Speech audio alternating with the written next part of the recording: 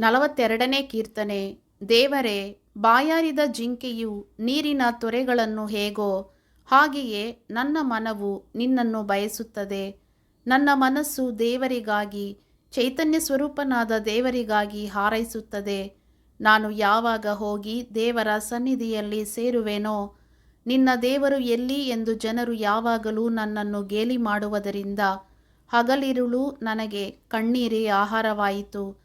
ನಾನು ಭಜನೋತ್ಸವದಲ್ಲಿ ಸೇರಿ ಜನಸಮೂಹದೊಡನೆ ಹರ್ಷಧ್ವನಿ ಮಾಡುತ್ತಾ ಸ್ತೋತ್ರ ಪದಗಳನ್ನು ಹಾಡುತ್ತಾ ದೇವಾಲಯಕ್ಕೆ ಹೋಗುತ್ತಿದ್ದದ್ದನ್ನೇ ನೆನಪಿಗೆ ತಂದುಕೊಂಡು ನನ್ನೊಳಗೆ ನಾನೇ ಹಂಬಲಿಸುತ್ತಿರುವೆನು.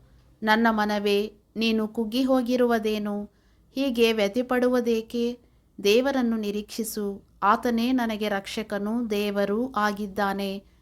ನಾನು ಇನ್ನೂ ಆತನನ್ನು ಸ್ತುತಿಸುತ್ತಿರುವೆನು. ನನ್ನ ದೇವರೇ, ನನ್ನ ಪ್ರಾಣವು ಕುಗ್ಗಿ ಹೋಗಿದೆ. ಆದದರಿಂದ ಯೋರ್ದಾನ್ ಹೊಳೆಯ ದೇಶ, ಹೆರ್ಮೋನ್ ಪರ್ವತ, ಮಿಸಾರ್ ಬೆಟ್ಟ ಇವುಗಳಲ್ಲಿರುವವನಾಗಿ ನಿನ್ನನ್ನು ಸ್ಮರಿಸುತ್ತೇನೆ. ನಿನ್ನ ಜಲಪಾತಗಳಿಂದುಂಟಾಗುವ ಮಹಾಘೋಷವು ಒಂದು ಪ್ರವಾಹವು ಮತ್ತೊಂದು ಪ್ರವಾಹವನ್ನು ಕೂಗುತ್ತದೋ ಎಂಬಂತಿರುವುದು.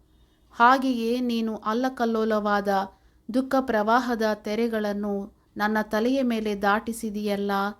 ಯೆಹೋವನು ಹಗಲಿನಲ್ಲಿ ತನ್ನ ಪ್ರೀತಿಯನ್ನು ನನಗೆ ಅನುಗ್ರಹಿಸುವನು. ರಾತ್ರಿ ವೇಳೆಯಲ್ಲಿಯೂ ಆತನ ಕೀರ್ತನೆ ನನ್ನಲ್ಲಿರುವುದು. ನನ್ನ ಜೀವಾಧಾರಕನಾದ ದೇವರನ್ನು ಪ್ರಾರ್ಥಿಸುವೆನು. ನಾನು ನನ್ನ ಶರಣನಿಗೆ, ದೇವರೇ, ಯಾಕೆ ನನ್ನನ್ನು ಮರೆತುಬಿಟ್ಟಿ? ನಾನು ಯಾಕೆ ಶತ್ರುಬಾಧೆಯಿಂದ ದುಃಖಿಸುತ್ತಾ ವಿಕಾರಿಯಾಗಿ ಅಲೆಯಬೇಕು ಎಂದು ಮೊರೆಯಿಡುವೆನು.